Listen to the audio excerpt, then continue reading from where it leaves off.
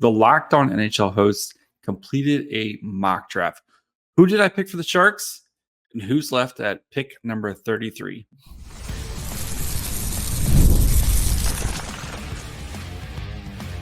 You're Locked On Sharks, your daily podcast on the San Jose Sharks, part of the Locked On Podcast Network, your team every day. Hello, welcome to Locked On Sharks, the premier hockey podcast covering your favorite team in the Bay Area. My name is JD Young, caretaker at the Reef, also the co-host of Western Conference Tuesdays on the Locked On NHL channel. I want to thank you for making Locked On Sharks your first listen. Proudly part of the Locked On Network. We cover your team every day. If you want to be an everydayer, all you have to do is just follow along wherever you get podcasts, or you can watch this on YouTube as well. And it is a mock draft day. Had to change some stuff around this week due to some scheduling conflicts, et cetera, et cetera. But that's fine. We roll on. We're going to be going through all 32 picks of the Locked On NHL mock draft. See who, of course, the Sharks pick at 1, number 14, and then who's available for the Sharks at 33. So before we get into all that, do want to let you guys know that today's episode is brought to you by Game Time. Download the Game Time app, create an account, and use code LOCKEDONNHL for $20 off your first purchase. Terms apply. All right, couple rules. No trades in this one. So I didn't trade up.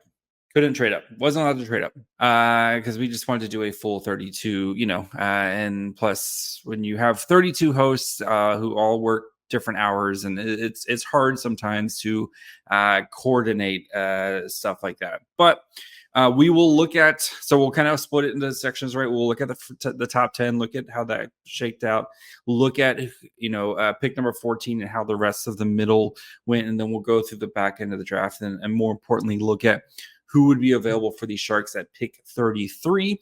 And if it might behoove them to try to, if they don't trade up from 14, to maybe try to move back into the first round. So without further ado, let's get to this bad boy. And of course, with the first pick, it's Macklin Celebrini. Macklin Celebrini is going to be the first pick. Micers said it's going to be Macklin Celebrini. Now the big question is basically what number is he going to wear? Like that's the only question. Macklin Celebrini is going to be a San Jose Shark come the end of the month. And he'll probably sign his ELC a couple days after the draft. It's going to be Macklin Celebrini. At number 2, the Blackhawks went Ivan Demidov. 3, the Ducks went Artem Levchinov. 4, Blue Jackets went Caden Lindstrom. 5, the Canadiens went Tej Iginla. 6, Utah went Zane Parekh. 7, the Sens went Sam Dickinson. 8, the Kraken went Zebullium. 9, the Flames went Berkeley Catton. And then 10, the Devils went Cole Yzerman. So we'll kind of go through this a little bit more that we kind of went through the top 10 here. So I know it seems like the Blackhawks are probably going to be leaning defensemen, but much like last year where, I picked with my heart. I think the Blackhawks, they picked with their heart here, going for Demidov. And the thought of Demidov and Bedard running rampant is a scary thought. But I think he's kind of like what we saw last year. Like with Michkov, he's going to be the big wild card of what happens with him in the draft. But the Ducks went defense as we expect the Ducks to do. It'll just be, are they picking Levchinov? Are they picking somebody else? The Blue Jackets went Caden Lindstrom. I know Jay loves Caden Lindstrom a lot and would be very happy with Fantilli Lindstrom down the center. Canadians, Tej Iginla. I know that Scott and Laura both also love Tej Iginla a lot. They also like Lindstrom a lot there too. And if Demidov had slid, I know that they would have pounced on Demidov as well. So Utah going Zane Parekh. Now here's where we get a little bit interesting, is because you have a run on defensemen here, right? And this is going to be something the Sharks are going to have to monitor, especially if they want to get a defenseman at number 14, is even if the Blackhawks pick a defenseman at number 2, is that going to start the run of defensemen early? And as we see, 3 defensemen get picked here in Parekh, Dickinson, and Zebullion back to back, and very much in the risk it all for Zebullion camp, trading up for him. But right here, we saw this run of defensemen and kind of what happened with it. And I know there's 2 other of kind of the top 6 here in Yamachek and Silyev, who are both left on the board. But being through 4 defensemen and 9 picks is it's a bit of a tough, or sorry, in 8 picks, 4 defensemen, 8 picks. If you really want the Sharks to get one, we're going to need another forward or 2 to kind of pop up here to maybe push one back for the Sharks. So, and then Berkeley Catton and Cole Iserman, of course, kind of rounding out the top 10 here. Out of all these ones, I thought it'll be interesting to see if Parekh goes before Dickinson and Bullion. If I had to guess, I would assume Dickinson would go first out of those 3 kind of defensemen. Berkeley Catton to the Flames. If Ginla's not there, Berkeley Catton feels like a very Flames pick as well. And I actually really like the Cole Iserman to the Devils because he won't have to, like, his big thing, right, is can he drive play? Can he play defense? And with the centers and the group that the Devils have kind of built up, he will be able to just kind of hang around and tee off one-timers and just have sweet shots. And that feels like a really nice fit stylistically wise for what the Devils have. I know their prospect pool has been kind of taking a hit here as a lot of guys have graduated, but Cole Iserman, especially if he can figure things out defensively and play a 2-way game in college, I think that's a really nice fit for the Devils there. But for the Sharks here, I mean, of course, getting Macklin Celebrini, I don't think even on this very podcast, like, just talk about how great like, we know he's going to be great, but just like what we're getting in Celebrini. And I think we're going to do a Celebrini deep dive here, of course, before the draft. But getting a guy like Macklin Celebrini, which again, this is why you lost all these games, but just somebody who is like you're getting a star, like potential superstar at number 1 here. And like, even worst case scenario is he's just going to be a insanely solid first line center for you. But like, you have a potential, like Taze mixed with Crosby coming to San Jose, who's going to set a new kind of foundation and precedent and kind of help to raise up the Titanic that is the Sharks franchise right now. Celebrini is going to give you a lot of credibility. And if Will Smith pops or turns into what I believe and what I know a lot of Sharks fans believe Will Smith can be, like, guys, we're set down the middle. And then all you got to do, you got to hope that either Edstrom or Beasted turns out like all they got to do is be like a really awesome 3rd-line center, and you can now match what the Ducks have built down the middle, right? And that has been that's kind of been one of the underlying stories, I think, for the Sharks with this rebuild is the Ducks are ahead of you, of course, with their rebuild, and they're about 2 seasons ahead. How are you going to be able to match? Because these are going to be the 2 teams in the West, in the Pacific, that are going to go against each other. And I think with the addition of Celebrini, you are going to be able to match whatever the Ducks can throw out in the middle. And the Sharks will have to work on their back end here. But I think, though, with the way the top 10 here kind of broke for the Sharks, if you're want to get a defenseman at 14, it's a little bit tougher here. And I think you're going to want someone to pick a forward here. You're going to want some more forwards to maybe pop into the top 10. and push one of these defensemen down.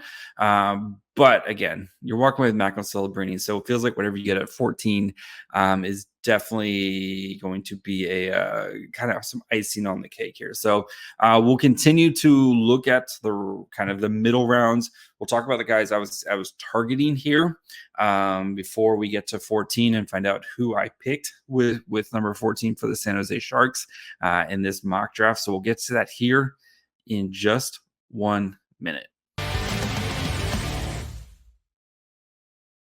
If you want to go get tickets for maybe the NBA Finals, maybe you're hiking up to Edmonton to go see the Stanley Cup, or maybe you just want to go catch a Giants or A's game this summer, you need to check out Game Time. They make getting tickets easier and faster than ever. Price on Game Time actually go down the closer it gets to tip-off, puck drop, or the first pitch. Sorry. They got killer last-minute deals, all-in prices, views from their seat, and the lowest price guarantee. Game Time takes the guesswork out of buying NBA tickets. The thing I love about Game Time is you actually get to see what your seats are going to look like. Nothing worse than getting to an event and realizing you have bad seats. Actually, the only thing worse is when you go to check out and you get slammed with a bunch of fees. And Game Time, with their all-in pricing, you know exactly what you're going to pay. No surprises, no shocks, none of that stuff. 2 taps, you got tickets straight to your phone. With Game Time, you can take the guesswork out of buying NBA tickets with Game Time. Download the Game Time app, create an account, and use code LOCKEDONNHL for $20 off your first purchase. Terms apply. Again, create an account and redeem code LOCKEDONNHL, LOCKEDONNHL for $20 off your first purchase. Download Game Time today. Last minute tickets, lowest price guaranteed. All right. You guys are all wondering, what did I do at pick 14 for the Sharks? So we'll talk about who I was kind of targeting and hope would slide there. Kind of the guys I was weighing and kind of how I ranked them. So I guess let's get to it because I'm sure you guys want to know. So number 11, the Sabres picked Carter Yakimchuk. Flyers picked Konsta Helenius. The Wild picked Anton Silyev. And with the 14th pick, the Sharks picked Beckett Seneca, which I was very happy with. 15, the Red Wings, Michael Brandsegg-Nygaard. 16, the Blues pick Adam Yurchik. Capitals pick Igor Chernovs. 18, the Blackhawks picked Liam Greentree. 19, the Golden Knights picked Trevor Conley. And then 20, the Islanders picked Tarek Parasek. Anyway, Beckett Seneca.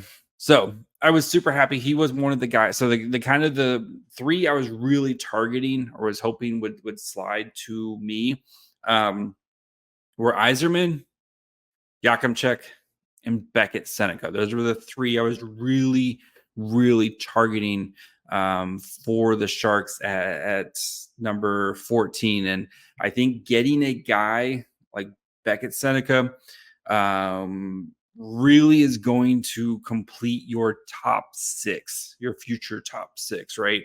Where it gives you a little bit of Quentin Musty insurance, because I know Musty and Seneca kind of a little bit of the same profile, definitely different types of games, but kind of the same big, kind of that power forward type of game. Seneca, who has an undeniable motor, total puck hound, and he's just figuring out how to use his body. Going from 5'10" to 6'2", I think almost 6'3" over the course of a year and a half. Kid's gonna be a monster. Oshawa's gonna be really good next year. He's going to be playing big games again next year. And I think for the Sharks, I know wanting to get a defenseman there, but I wanting to pick the best player available because the Sharks are in that position to just keep picking the best player available. And if you have Seneca, some sort of combination of Macklin, Celebrini, Seneca, it's Will Smith, Kasper Halttunen, Quentin Musty, like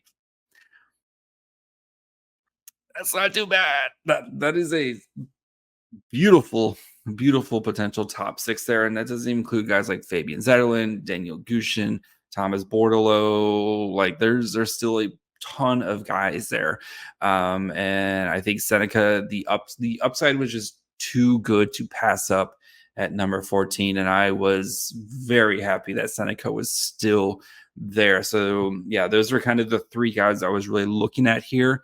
Let's pull the thing back up here again.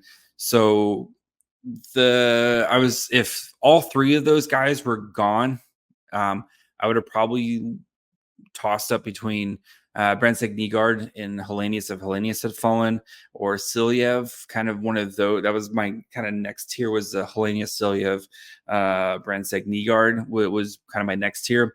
I thought about Adam Jiricek just maybe to try to go for that defenseman there, but I think he slides, to be honest. I think especially with him still not getting on the ice. I know he's supposed to get on the ice here soon, but I wouldn't be surprised if he slides, because I think because of the knee injury, and maybe that's where you could look to, well, we'll talk about maybe trading up here in a little bit, but and then other picks here I thought that were kind of noteworthy. Trevor Connolly, of course, going to the Golden Knights. We know potential top 10 talent, but the off-ice issues. And I think for a team like the Golden Knights, it makes a ton of sense to take a swing on him, where they don't really care about the PR thing, because I mean we've seen just the way that they're very ruthless, right? They win, they're allowed to kind of do what they want. They win, but they're ruthless, and they're going to do whatever makes their team better. And I think Conley is one of those guys where they're going to pick him, let him develop for a little bit, and try to restock the pipeline, because of course they're not going to have their first round pick next year.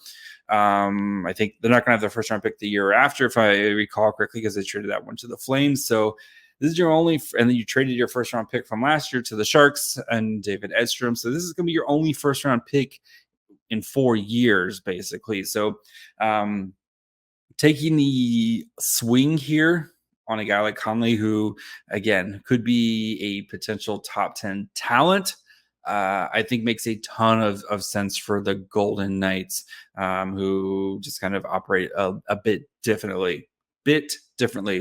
Another one Silyev was really interesting. I was talking to Seth, who does the Locked On Wild podcast. We also, of course, do Western Conference Tuesday. So I was talking to him about his pick there, and he was really excited to get Silyev because of the skating, especially for a big guy. And I know he's going to be over in the KHL for a couple of years, but we've seen the Wild have success with some of these Russian players.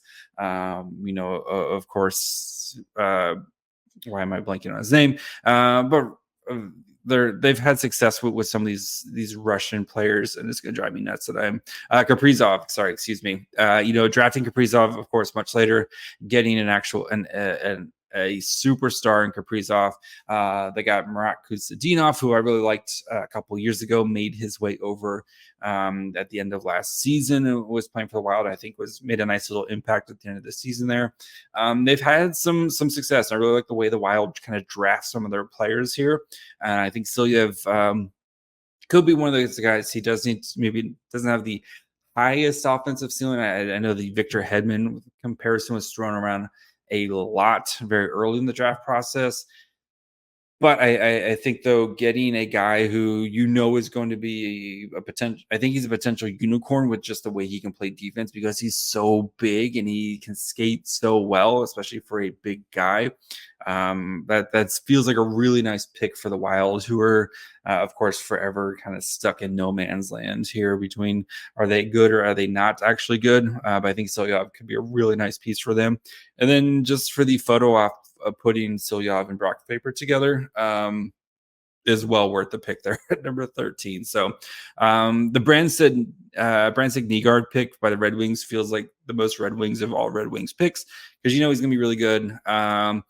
And he's just going to come in and probably play like middle 6 minutes for the Red Wings and just be really good at whatever he does, because that's kind of what the Red Wings do here. So overall, though, getting back at Seneca at 14, super happy about that. So we'll look at the end of the draft here. kind of see how things panned out at the end of the draft. And then more importantly, look at who kind of my top players that I would be targeting if I was Mike Greer. So we'll get to that here in just 1 minute.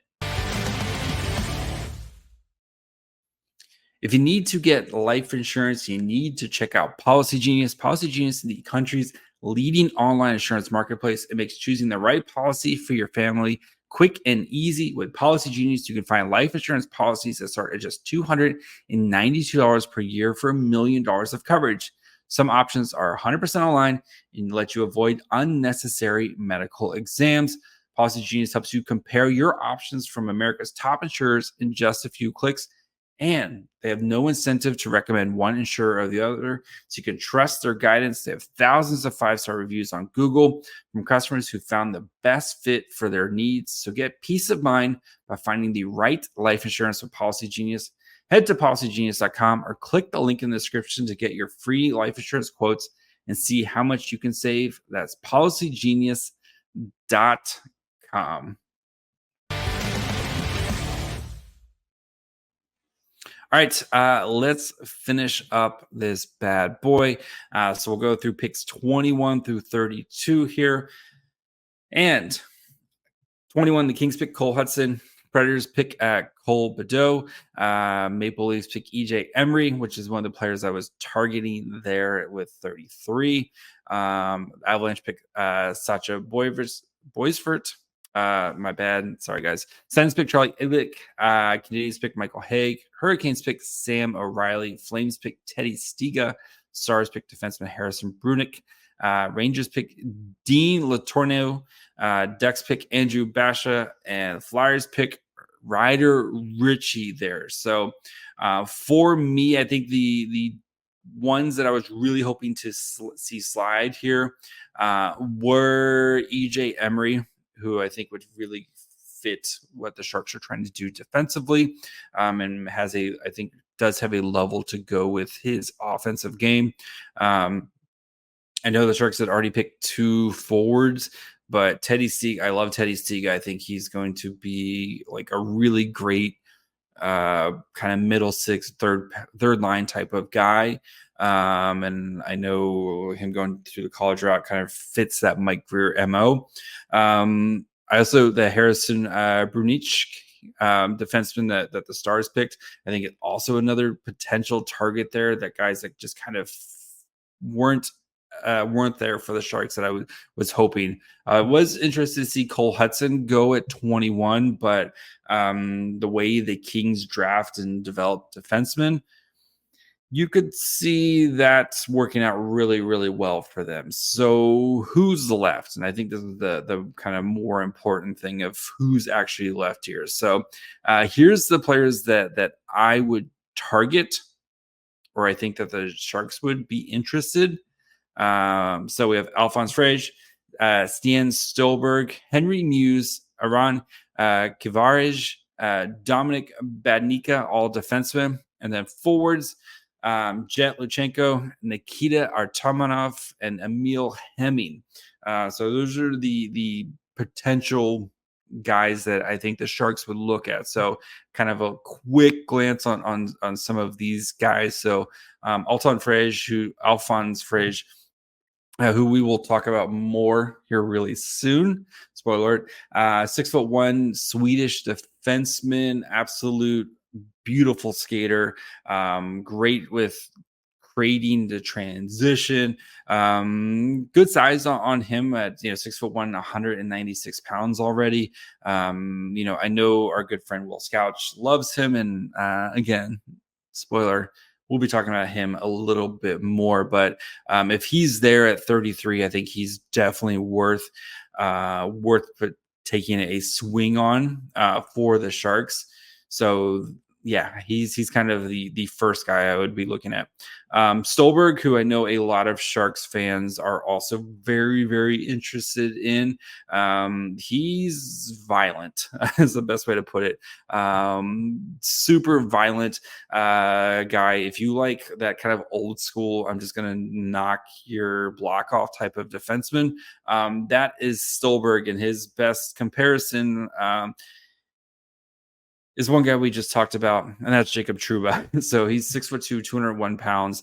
Absolute just like physical of 8 on elite prospects, the way they grade him.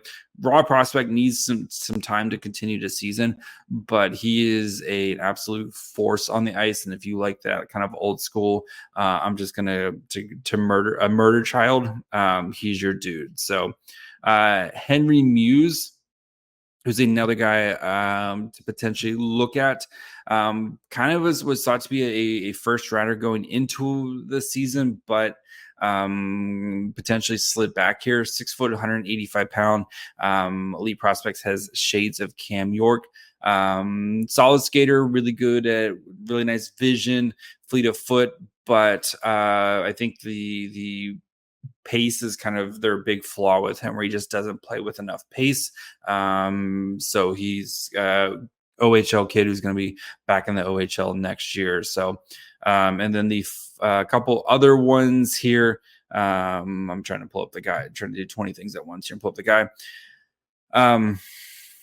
Aaron Kivaharu, which I'm going to get the pronunciation on that here soon.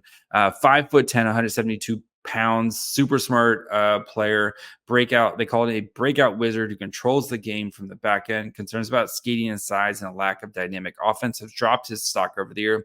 He was thought to be a potential top player going into the year, but did suffer a knee injury. Only got to play 7 games this year, so it's just something to keep an eye on there. And then the final defenseman, Dominic Badnika, 6'3", 190 pound right-handed defenseman, another transition ace.